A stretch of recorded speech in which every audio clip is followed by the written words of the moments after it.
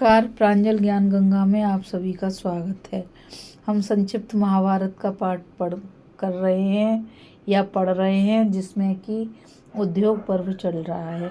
कल हमने कथा में कर्ण का वक्तव्य और भीष्म द्वारा उसकी अवज्ञा, कर्ण की प्रतिज्ञा, विदुर का वक्तव्य तथा धृतराष्ट्र का दुर्योधन को समझाने की कथा को पढ़ा था। अब हम आगे कथा में श्री व्यास जी और गांधारी के सामने संजय का राजा धृतराष्ट्र को श्री कृष्ण का महात्म सुनाना। वैशंपायन जी कहते हैं, राजन, दुर्योधन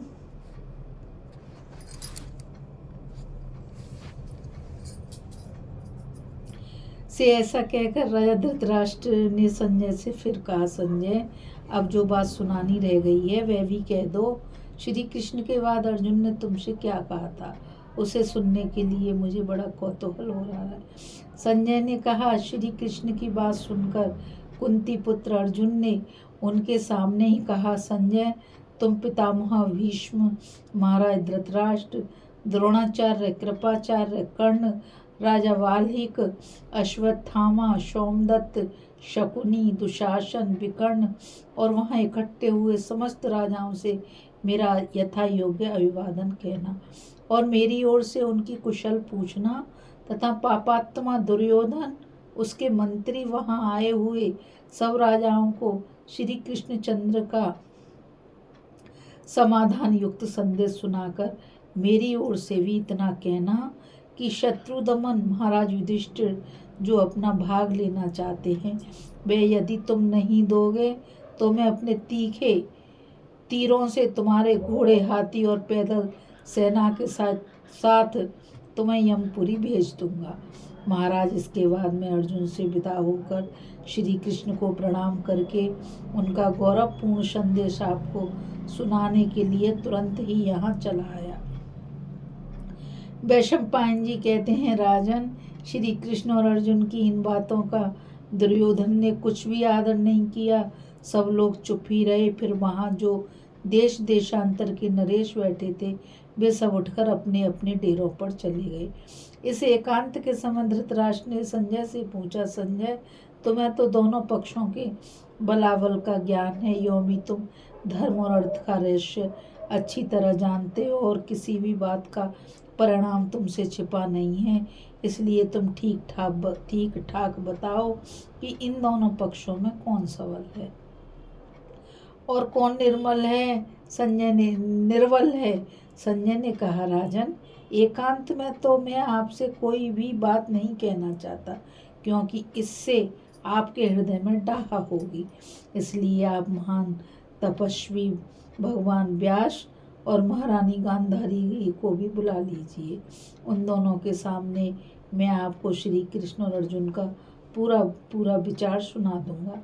संजय के इस प्रकार कहने पर गांधारी और श्री व्यास जी को बुलाया गया और विदुर जी तुरंत ही उन्हें सभा में ले आए।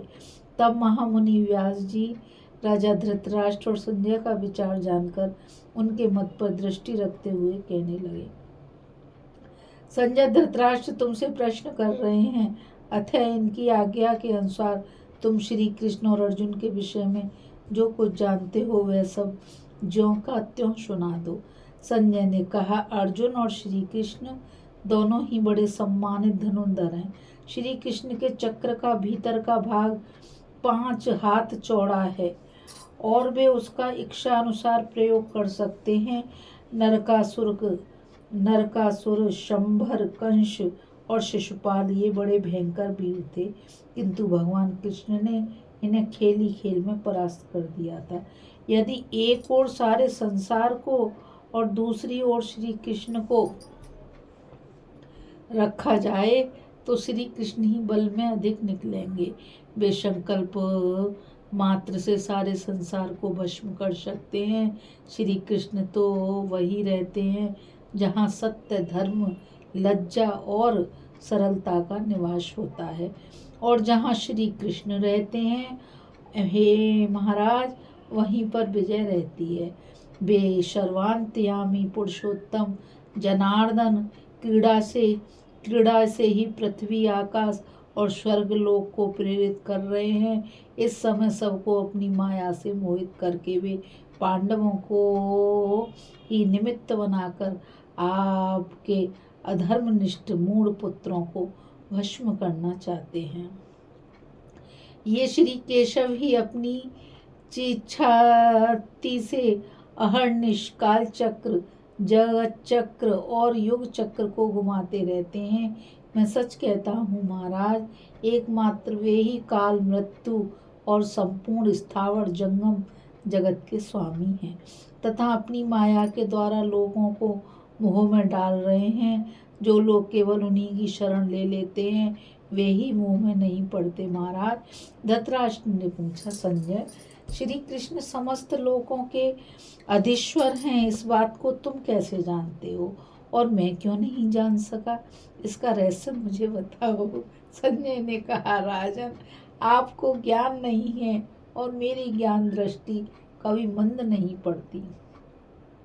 जो पुरुष ज्ञानहीन है वह श्री कृष्ण के वास्तविक स्वरूप को नहीं जान सकते। महाराज, मैं ज्ञान दृष्टि से प्राणियों की उत्पत्ति और विनाश करने वाले अनादि मधुसूदन भगवान को जानता हूँ। बोलो श्री कृष्ण भगवान की जय।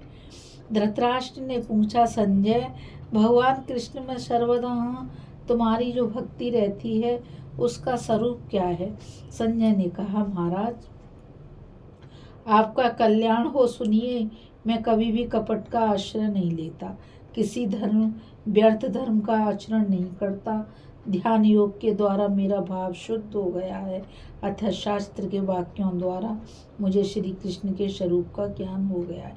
यह सुनकर राजा धृतराष्ट्र ने दुर्योधन से कहा, भैया दुर्योधन, संजय हमारे हितकारी और विश्वास पात्र हैं, अतः तुम भी हर्षकेश जनार्दन भगवान श्री कृष्ण की शरण ले लो। दुर्योधन ने कहा, देवकी नंदन भगवान कृष्ण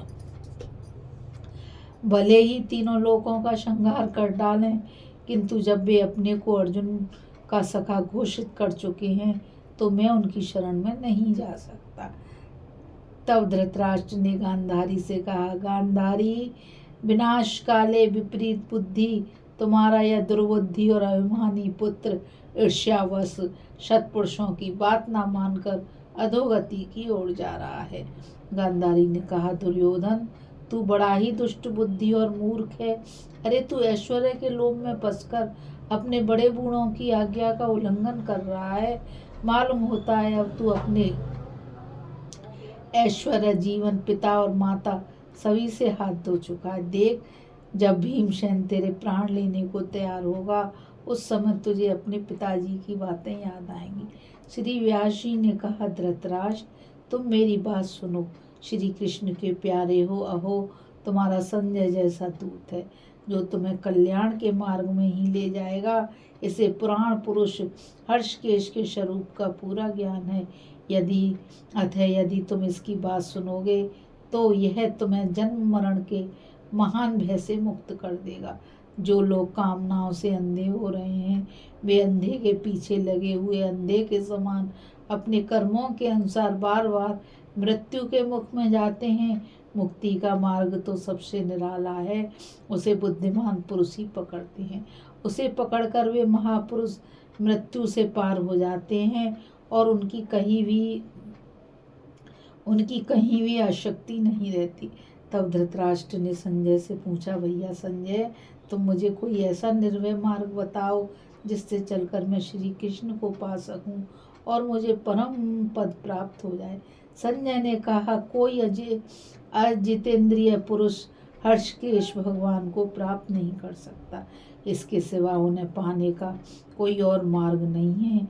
इंद्रियां बड़ी उन्मत्त हैं, इन्हें जीतने का साधन सावधानी से भोगों को त्याग देना है, प्रमाद और हिंसा से दूर रहना है। निस्संदेह ये ही ज्ञान के मुख्य कारण है। इंद्रियों को निश्चल रूप से अपने काबू में रखना, इसी को विद्वान लोग ज्ञान कहते हैं। वास्तव में यही ज्ञान है और यही मार्ग है जिससे कि बुद्धिमान लोग उस परम पद की ओर बढ़ते हैं। धृतराष्ट्र ने कहा, संजय, तुम एक बार फिर श्री कृष्ण चंद्र के स्वरूप का वर्णन करो। जिससे कि उनके नाम और कर्मों का रहस्य जानकर मैं उन्हें प्राप्त कर सकूं। संजय ने कहा, मैंने श्री कृष्ण के कुछ नामों की व्युत्पत्ति तात्पर्य सुनी है, उसमें से जितना मुझे स्मरण है वह सुनाता हूँ। श्री कृष्ण तो वास्तव में किसी प्रमाण के विषय नहीं हैं। समस्त प्राणियों को अपनी माया से आवृत किए रहने तथा देवताओं के जन्म स्थान होने के कारण वे वासुदेव हैं। व्यापक तथा महान होने के कारण विष्णु हैं। मौन, ध्यान और योग से प्राप्त होने के कारण माधव हैं तथा मधुदैत्य का वध करने वाले सर्व तत्व में होने से वे मधुसूदन हैं। कृष्ण धातु का अर्थ सत्ता है और णा आनंद का वाचक है। इन दोनों भावों से युक्त होने के कारण यदुकुल में अवतीर्ण हुए श्री विष्णु कृष्ण कहे जाते हैं। हृदय रूप पुंडरी श्वेत कमल ही आपका नित्य आलस्य श्वेत कमल ही आपका नित्य आलय और अविनाशी परम धाम है, इसलिए पुंडरीकाक्ष कहे जाते हैं। तथा दुष्टों का दमन करने के कारण जनार्दन है, क्योंकि आप सत्व गुण से कभी च्युत नहीं होते और ना कभी सत्व की आप में कमी ही होती है, इसलिए आप सातत्व हैं। आर्ष अर्थात उपनिषदों से प्रकाशित होने के कारण आप आर्षव हैं तथा वेद ही आपके नेत्र हैं, इसलिए आप वृषभेषण हैं। यह आप किसी भी उत्पन्न होने वाले प्राणी से उत्पन्न नहीं होते, इसलिए अज हैं। उधर इंद्रियों के स्वयं प्रकाशक और दाम उनका दमन करने वाले होने से आप दामोदर हैं। हर्षित वृत्ति सुख और स्वरूप सुख को कहते हैं। उसके ईश होने से आप हर्षकेश कहलाते हैं। अपनी भुजाओं से पृथ्वी और आकाश को धारण करने वाले होने से आप महाभाहु हैं। आप कभी अध नीचे की ओर क्षीण नहीं होते, इसलिए अधोक्षज हैं तथा नरों जीवों के अयन आश्रय होने से नारायण कहे जाते हैं। जो सब में पूर्ण और सबका आश्रय हो उसे पुरुष कहते हैं। उनमें श्रेष्ठ होने से आप पुरुषोत्तम हैं। आप सत और असत सबकी उत्पत्ति और लय के स्थान हैं तथा सर्वदा उन सबको जानते हैं, इसलिए सर्व हैं। श्री कृष्ण सत्य में प्रतिष्ठित हैं और सत्य उनमें प्रतिष्ठित है तथा वे सत्य से भी सत्य हैं, इसलिए सत्य भी उनका नाम है।